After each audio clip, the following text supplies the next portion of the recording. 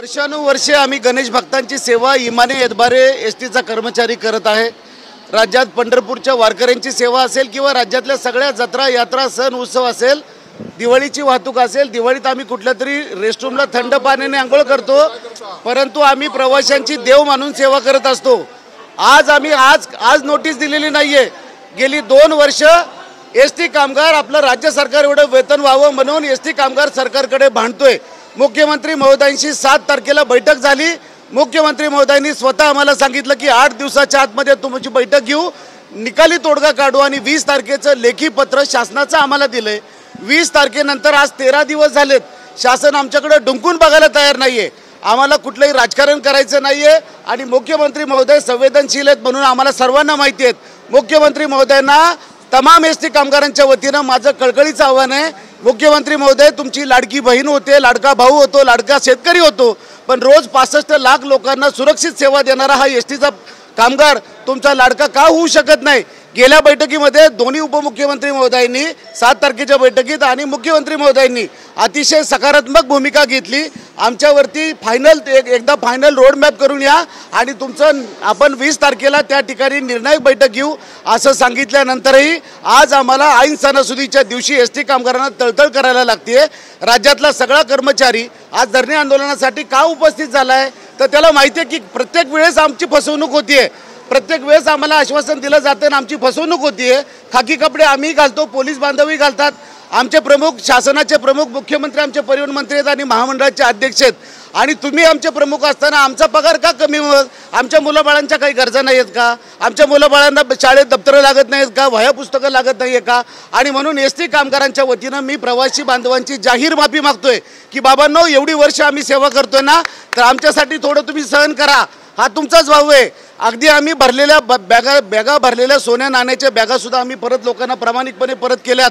गाडीमध्ये अटॅक आलेल्या माणसाला सीपीएम देऊन आमच्या कंडक्टर भगिनींनी जीव वाचवलेत। आमच्या चंद्रपूरच्या करुणा गोंडाने नावाच्या भगिनींनी गाडीमध्ये सेफ डिलिव्हरी केली आहे। एसटी कामगारांचं योगदान या राज्यासाठी खूप मोठं आहे आणि म्हणून जरी आता आज तुम्हाला मुंबई सेंट्रलला प्रवाशांचे हाल होताना दिसत असतील, मी जाहीर माफी मागेल, कारण प्रवासी हे आमचं दैवत आहे हेच मानून आम्ही काम करतो। पण आमच्या घराकडे कोण बघणार आहे? आमच्या पगार पत्रिकेकडे कोण बघणार आहे? आमच्या मुलाबाळांची सोय कोण बघणार आहे? साहेब, मुख्यमंत्र्यांनी आज काही तातडीची बैठक आपल्या संदर्भात आम्हाला अजूनपर्यंत काही निरोप आलेला नाही। तुमच्याच टीव्हीच्या बांधवांकडून आम्हाला कळतंय की राज्य शासनानं बैठक बोलवली।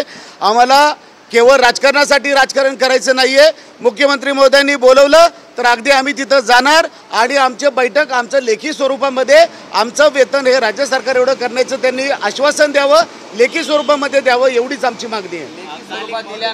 लेखी स्वरूपात दिल्यानंतर आपला संप हा मागे घेणार का? 100% आमचं जर राज्य शासना एवढं वेतन करण्याची लेखी हमी जर मुख्यमंत्री महोदयांनी दिली तर संप कशासाठी करायचा आहे? लगेच आमची लोक गाड्यावरती बसतील आणि कोकणला सगळ्या लोकांना गणपती बाप्पाच्या सेवेला घेऊन जातील। आम्हाला लोकांना त्रास द्यायची अजिबात मानसिकता नाही, भावनाही नाहीये, केवळ आमच्या पोटाला आग लागली आहे म्हणून हे आजचं आंदोलन आहे।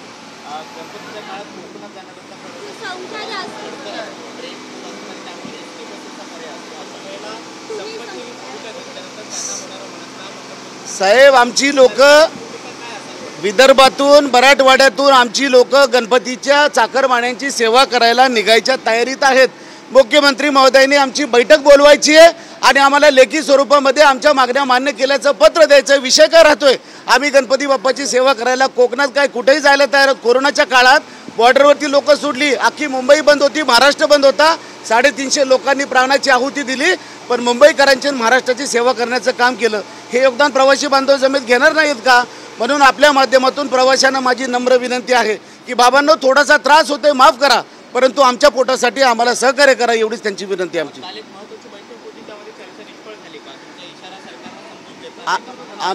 आमच्या महामंडळाचे व्यवस्थापकीय संचालक डॉक्टर माधवजी कुसेकर कामगारांच्या आणि प्रवाशांच्या बाजूने आहेत। पहिल्यांदा असे VCMD आम्हाला लाभलेत की ज्या प्रवाशांच्या तक्रारी प्रत्येक विभाग नियंत्रकाला ऐकायला लावतात।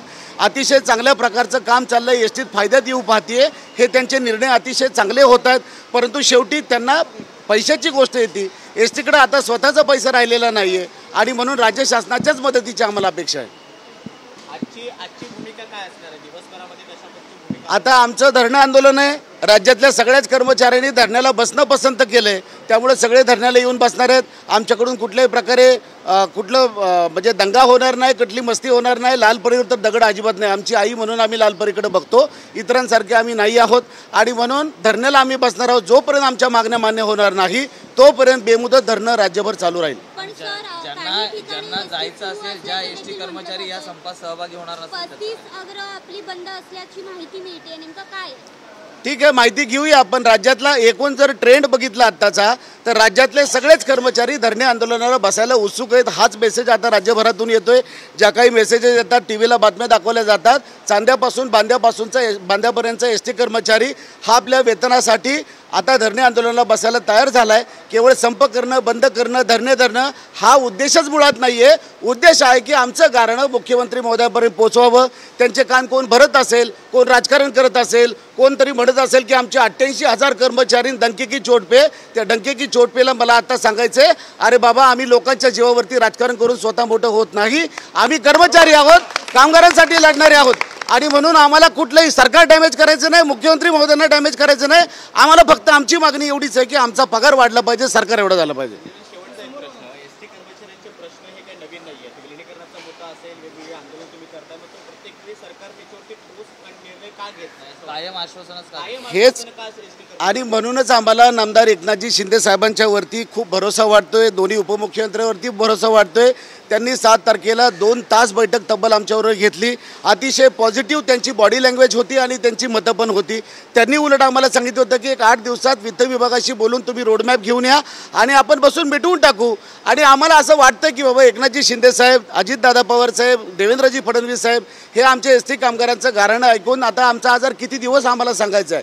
दर 6 महिन्यांनी रस्त्यावर यायचं, दर 4 महिन्यांनी रस्त्यावर यायचं, कोणतरी बाहेरचा माणूस येणार, त्याचं वेगळं भांडवल करणार, स्वतःची TRP वाढवणार.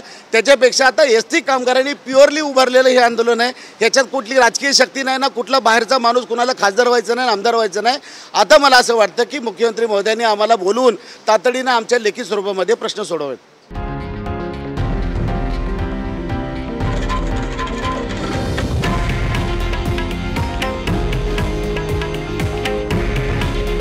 हे आहे देशातील नंबर 1 न्यूज नेटवर्क आणि आपण पाहत आहात TV9 मराठी. काळजी तुमची, हित महाराष्ट्राचं.